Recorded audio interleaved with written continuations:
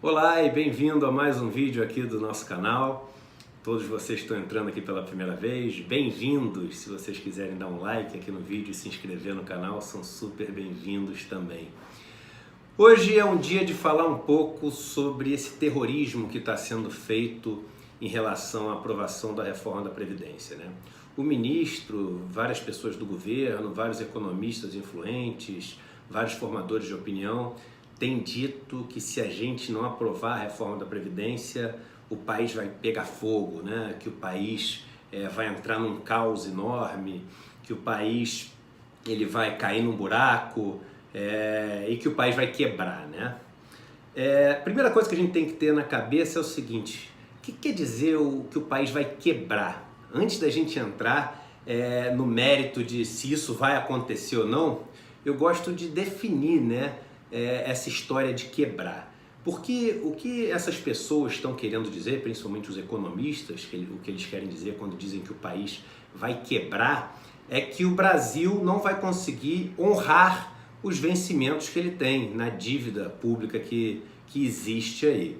E aí eu digo o seguinte: se essa é a definição de quebrar, eu acho que vocês deveriam falar o seguinte: olha, vamos fazer a reforma da Previdência, senão não vai ter dinheiro para pagar a dívida pública brasileira, e não usar a palavra quebrar. Porque se a definição de quebrar é essa, ou seja, não honrar com a expectativa que algumas pessoas têm de receber algo que foi prometido lá atrás, a gente pode dizer o seguinte: a reforma da Previdência, o que ela está fazendo? Ela está pegando várias pessoas, milhões de pessoas, e não está honrando com a expectativa que essas pessoas têm de algo que foi combinado lá atrás. Ou seja, várias pessoas que começaram a contribuir ou começaram a trabalhar lá atrás e tinham a expectativa de se aposentar em tantos anos, e muitas dessas pessoas que são muito pobres, algumas pessoas miseráveis, pessoas que têm muitas outras que dependem delas.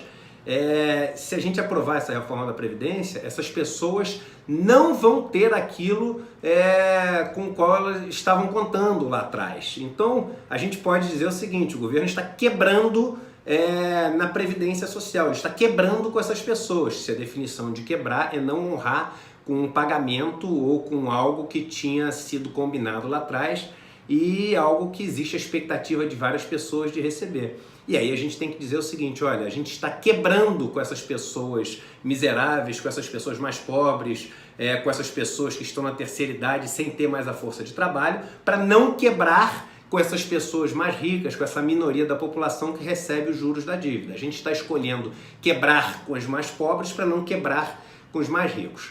Mas aí vamos dar um passo atrás e se perguntar, né?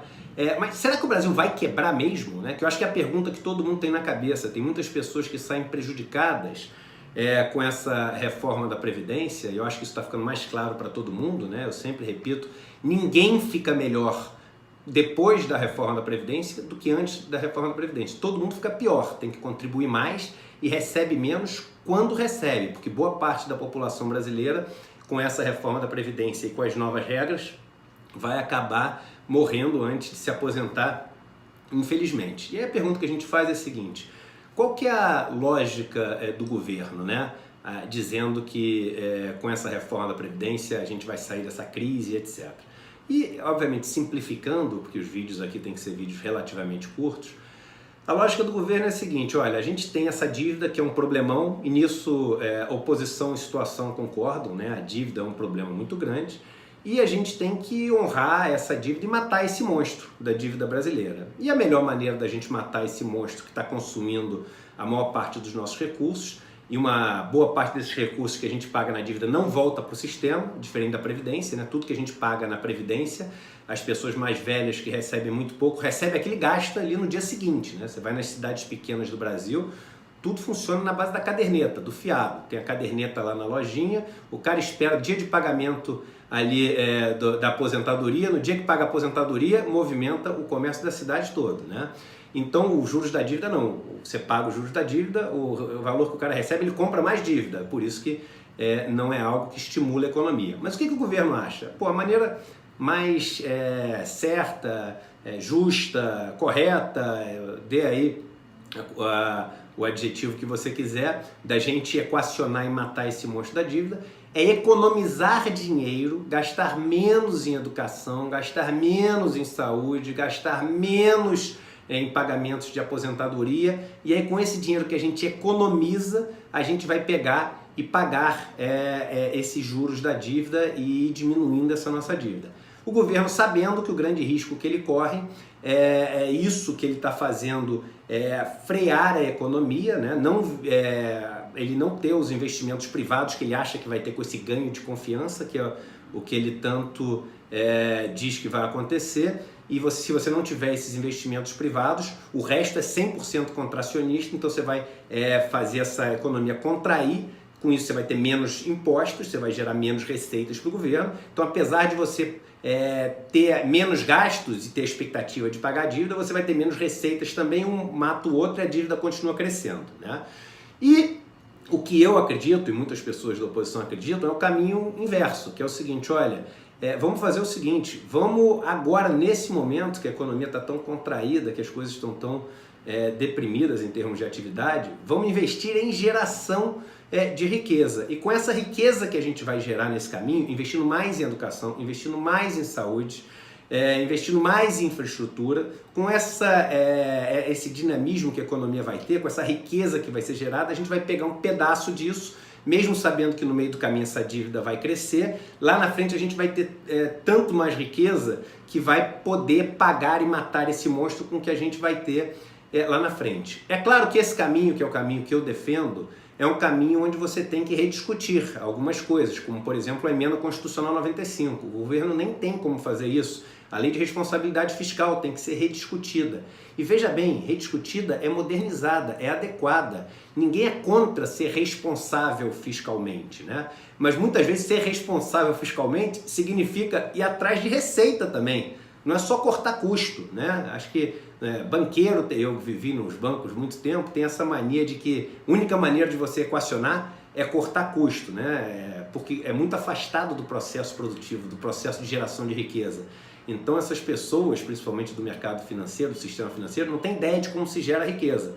Por isso que a primeira coisa que faz, e a única coisa que faz, é cortar custo. Não sabe como aumentar a receita, então a única coisa que sobra é cortar custo. Mas então eu acho que teria que ser discutido, e não assim, vamos fazer o seguinte, esquece ali o teto dos gastos, esquece a lei de responsabilidade fiscal, toca o barco aí gastando. Não é nada disso.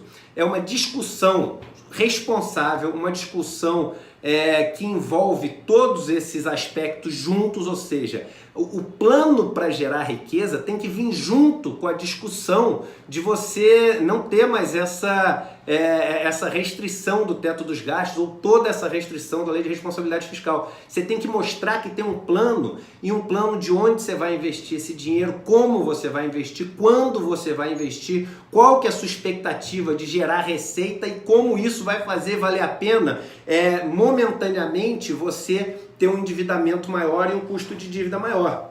Vamos lembrar que o custo de dívida do Brasil não é o maior do mundo, não é explosivo, né?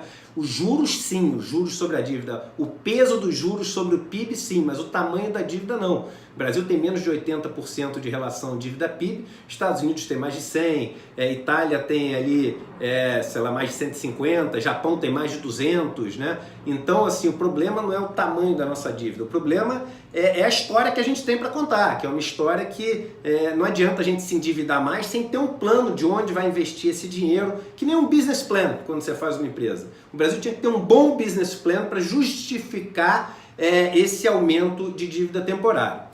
E aí é o seguinte, gente, a gente tem que dar o benefício da dúvida para as duas posições, para a nossa posição e para a posição do governo. Os dois podem estar errados. Existem países que adotaram caminhos progressistas e deram super certo. Portugal está sendo um ótimo exemplo, aqui a Bolívia na América Latina está sendo um ótimo exemplo, e tem países que adotaram políticas neoliberais e que deram super certo. A Austrália é um ótimo exemplo, né? Eu nem gosto muito do exemplo do Chile, que as pessoas tanto dão. Eu sempre digo, o Chile tem uma característica específica que é o cobre, que é 50% das exportações do Chile e que subiu 4 vezes de preço nos últimos 20 anos, né? Então você tem os dois exemplos de países que deram muito certo no mundo. A Noruega é um país que adotou sempre, desde a década de 1930 ali, adotou políticas políticas social-democratas, políticas socialistas em boa parte desse período, e um país que deu muito certo. E, novamente, volto a usar o exemplo da Austrália, que é a queridinha da vez, também políticas mais neoliberais. Então, eu acho que os dois lados têm que pensar o seguinte: caramba, eu tenho que pensar, e se o Paulo Guedes e a turma dele estiver certa, né? Eu posso estar errado, eles estarem certos, não tem como eu não dar o benefício da dúvida. E eu acho que eles têm que pensar também, se a gente estiver errado e a oposição estiver certa, né? E o caminho foi esse de primeiro gerar receita, né? Gerar riqueza para depois pagar a dívida. E aí é o ponto que eu queria falar no vídeo de hoje. O motivo pelo qual eu sou tão convicto nesse caminho contrário à reforma da Previdência, nesse caminho onde se cria um plano de negócios para o país e você volta a ter um investimento público, volta a ter um investimento para geração de riqueza, ao invés de focar no aperto fiscal, no aperto de cinto. E o motivo é o seguinte, é um negócio que a gente fala muito em investimentos, que é o risco-retorno das duas estratégias. Se a minha estratégia, que eu digo minha, que não é minha, da estratégia da oposição, a estratégia que eu defendo, né? A estratégia dessas forças chamadas mais progressistas ou desenvolvimentistas, você dê o nome que quiser, dessa estratégia, né? Se essa estratégia estiver errada, a gente vai chegar daqui a alguns anos e realmente a dívida vai ter se tornado um problema maior ainda e esse monstro vai ter ficado ainda maior. Mas no meio do caminho, você deu educação para mais pessoas, você ao investir em saúde salvou várias pessoas da morte, você tirou a dor de várias pessoas, você vai ter construído várias estradas, você vai ter melhorado os portos, você vai ter ao longo do caminho ter deixado um rastro de construção. Então lá na frente você vai ter um problema, mas você vai sobrar ao longo do caminho só com coisas que foram construídas. Do outro lado, o governo pode estar errado e dar errado o projeto dele. Na Argentina, por exemplo, é um governo que entrou com ideias muito parecidas com o nosso governo no começo, antes de implementar, dizendo que faria isso, aquilo, cortaria aperto fiscal, vamos focar em honrar nossos vencimentos, diminuir a dívida, etc. E deu super errado. A Argentina está vivendo um caos, né? Então pode dar errado o plano dele. O problema é que se o plano dele dá errado, e ele agora está cortando educação, está cortando saúde, está tirando investimento em infraestrutura, está tirando tudo. Se chegar lá na frente o dele der errado, o monstro ficou maior e o rastro que ele deixa é só de destruição. Ele não constrói nada, ele só destrói ao longo do caminho. Então o risco-retorno das duas estratégias é completamente assimétrico. Os dois podem estar errados, mas um, se estiver errado, deixa um rastro de construção e de geração de riqueza. O outro, se estiver errado, deixa um rastro de destruição e faz com que o país fique numa situação muito pior do que está hoje. E é isso que as pessoas deveriam pensar. Existem duas estratégias, as duas têm riscos, e uma das duas foca em deixar um rastro de construção, mesmo que as coisas não deem certo, e a outra acaba inevitavelmente deixando um rastro de destruição. Até se as coisas derem certo, ou seja, elas só começam a dar certo lá na frente, mas se derem errado, elas lá na frente não trazem nada de bom e no meio do caminho só destroem coisas e trazem muitas coisas ruins para um país que já vive uma desigualdade enorme, um sofrimento enorme e a maior parte da sua população vivendo e sobrevivendo com muito pouco. Então, essa é a mensagem que eu queria deixar para vocês e algo para a gente pensar quando a gente ouve essas notícias todas de que o Brasil, se não aprovar a reforma da Previdência, vai viver um caos, vai pegar fogo, etc. Não somos reféns da reforma da Previdência. O Brasil é muito mais do que isso. Um abraço e até o próximo vídeo.